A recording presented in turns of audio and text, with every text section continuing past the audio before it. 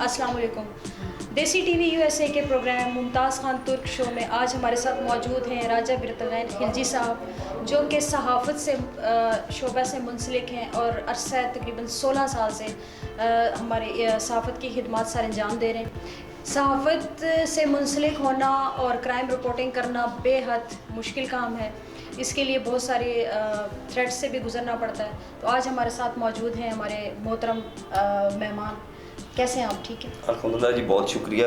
سب سے پہلے تو آپ کے دیسی T V U S A کا بہت شکر گزار ہوں کہ آپ نے اور آپ کی ٹیم نے مجھے یہاں پہ مدعو کیا. بنیادی طور پہ میں جرنلسٹ ہوں. جی جی. لیکن اس سے پہلے جرنلزم میں آنے سے پہلے میں ایک آرکیٹیکٹ بھی ہوں. میں بلڈنگز اور اس طرح جو ہاؤسنگ سے متعلق جو پروجیکٹس ہوتے ہیں ان کی میں ڈرائنگز وغیرہ بناتا ہوں. اچھا. لے آؤٹس وغیرہ، سروینگ اور اس طرح کے مختلف کام کرتا ہوں. 3D animation work.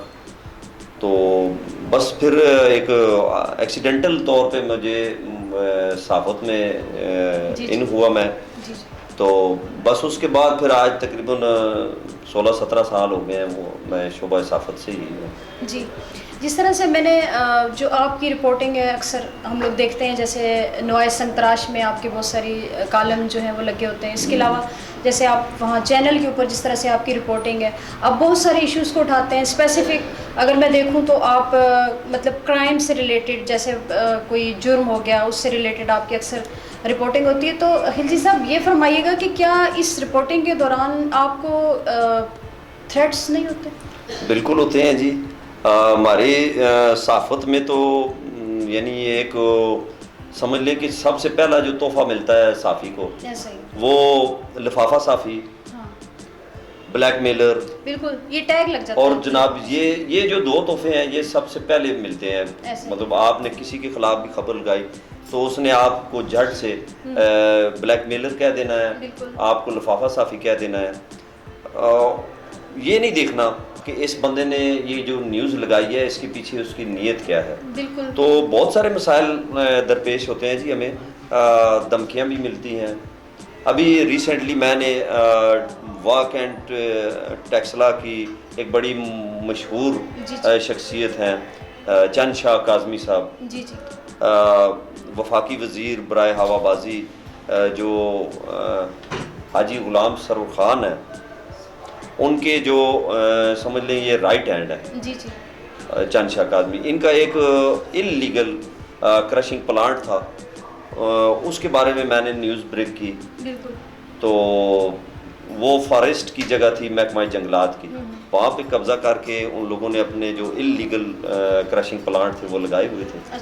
تو ان پلانٹس کے خلاف میں نے سٹوری کی، نیوز بریک کی. تو اس کے بعد پھر دھمکیوں کا اور تھریٹس کا ایک طوفان آ گیا. لیکن الحمدللہ میں پیچھے نہیں ہٹا، میں ابھی تک اس پہ قائم ہوں. بالکل. میں نے انہیں ایک ہی بات کہی ہے کہ بھئی آپ لوگ اگر سچے ہیں، آپ کہتے ہیں کہ ہماری اپنی زمین ہے، تو آپ اس کے ثبوت لیں. میں آپ سے معذرت کر لوں. جی ایسا صحافت ایک ایسا شعبہ ہے جو کہ اگر ہم دیکھیں آرمی ہماری جو ہے وہ جس طرح فرنٹ لائن پہ جا کے لڑتی ہے، صحافت ایک ایسا شعبہ ہے جنگ میں آپ دیکھیں کون لوگ رپورٹنگ کر رہے ہوتے ہیں اور وہاں کی ایک ایک چیز کو ساری دنیا میں وہ دکھا رہے ہوتے ہیں، تو وہ صحافی ہوتے ہیں. آپ جہاں پہ بھی دیکھیں گے صحافی بہت فرنٹ پہ جا کے اپنی جان کی پرواہ نہ کرتے ہوئے جا کے جس طرح سے رپورٹنگ کرتے ہیں، اور جو تھریٹس ان کو درپیش ہوتے ہیں یا ان کی فیملی والوں کو ہوتے ہیں وہ وہی جانتے ہیں یا جو اس سے گزر رہے ہوتے ہیں. تو ہم کبھی بھی اس جو ہمارے صحافی حضرات ہیں ان کے ساتھ اگر ہم لوگ تعاون نہیں کریں گے یا پھر ہم لوگ نہ سمجھیں گے تو میرا نہیں خیال کہ حقائق جو ہیں وہ صحیح طرح سے عوام تک پہنچ سکتے ہیں. صحافت میں آ کے آپ ان لوگوں کو پراپر ٹائم نہیں دے سکتے. بالکل. صبح اگر 10 بجے نکلے ہیں تو ہو سکتا ہے رات کو 11 بجے 12 بجے ہماری واپسی ہو. بالکل. اور ہو سکتا ہے اگلے دن 10 بجے واپسی ہو. بالکل. تو اس کا رزلٹ یہ نکلتا ہے کہ آپ کے گھر والے، آپ کے دوست، آپ کے بھائی بہن، آپ کے جتنے بھی جو قریبی جو ہوتے ہیں لوگ، وہ آپ سے ناراض. سب سے پہلے تو یہ پرابلم پیش آتا ہے. پھر اس میں میں آپ کو بتاؤں کہ کوئی اس کی کوئی پکی سیلری بالکل نہیں ہوتی. جو کچھ بھی ہوتا ہے آپ نے اپنی جیب سے لگا کے کر رہے ہوتے ہیں، اور مقصد اس کے پیچھے کیا ہوتا ہے کہ کسی طرح میں یہ جو کسی غریب مسکین کے ساتھ زیادتی ہوئی ہے، کسی غریب مسکین کے مکان پر، کسی غریب مسکین کی امانت پر، کسی غریب مسکین کے کسی حق پر کسی کھڑپینچ نے، کسی وڈیرے نے، کسی بدماش نے قبضہ کر لیا ہے، تو اس سے وہ قبضہ چھڑوا کے اس حقدار کو اس کا حق دیا جائے. تو مشن تو یہی ہوتا ہے پیچھے، اس کی سوچ یہی ہوتی ہے.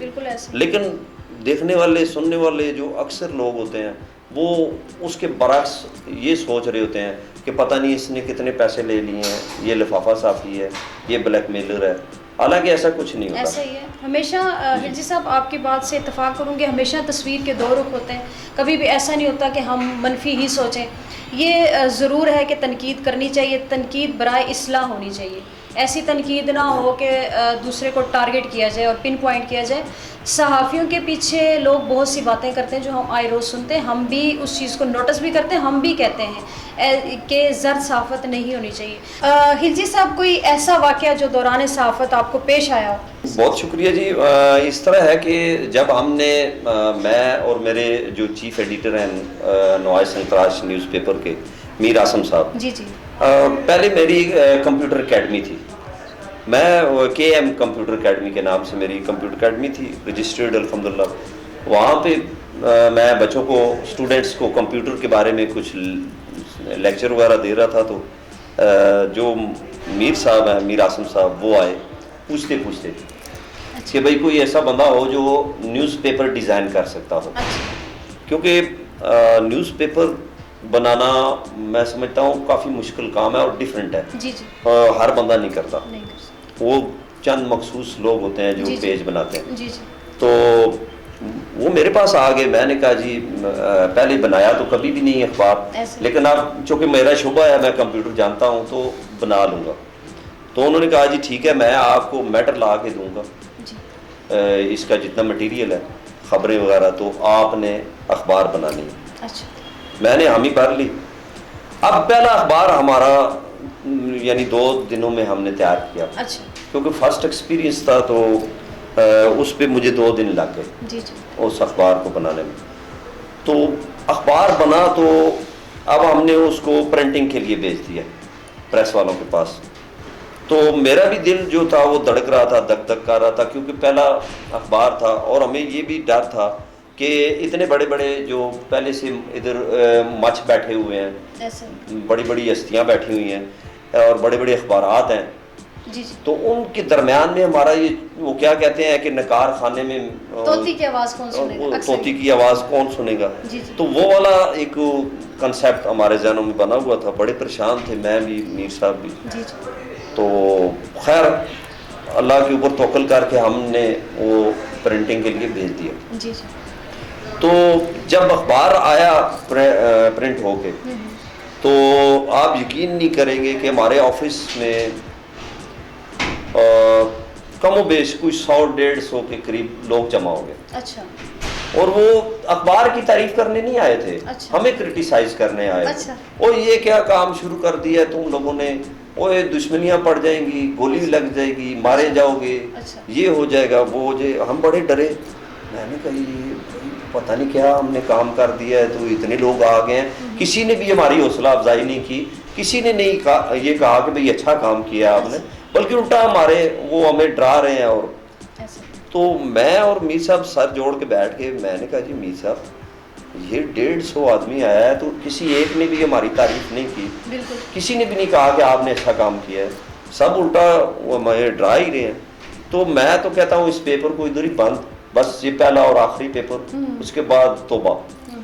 تو لیکن وہ میر صاحب کہتے ہیں کہ راجہ صاحب جب بھی کوئی آپ ایک نیک کام شروع کرو گے تو اس کام کے دوران آپ کے راستے میں بہت ساری ہرڈلز آئیں گی، لیکن ہم نے ان رکاوٹوں کو، ان ہرڈلز کو عبور کرنا ہے، آگے بڑھنا ہے، اپنی جو ویژن ہے جو ہمارا، اس کے اوپر ہم نے چلنا ہے. تو پھر ہم بس اس اخبار کے بعد پھر ہم ایسے چلے کہ پھر آج تقریباً اس بات کو 17-18 سال ہو گئے. تو اب وہی لوگ جو ہمیں قلعے دینے کے لیے آئے تھے وہی لوگ ہماری اخبار کا انتظار کرتے ہیں. آپ کو میں بتاؤں ہماری 10 روپے کی اخبار ہے. اچھا. یہ ہماری اخبار کو اعزاز حاصل ہے کہ ٹیکسلا کی پہلی سرٹیفائڈ ABC سرٹیفائڈ اخبار ہے, میڈیا لسٹ اخبار ہے. اچھا. جس کو سرکاری اشتہارات بھی ملتے ہیں. اچھا. اس کے علاوہ ہماری اخبار اپنی سرخیوں کے حوالے سے, اپنی خبروں کے حوالے سے مشہور ہے. جی جی. بعض اوقات ایسا بھی ہوتا ہے کہ بلیک میں ہماری اخبار بکتی ہے 500 روپے میں. اچھا.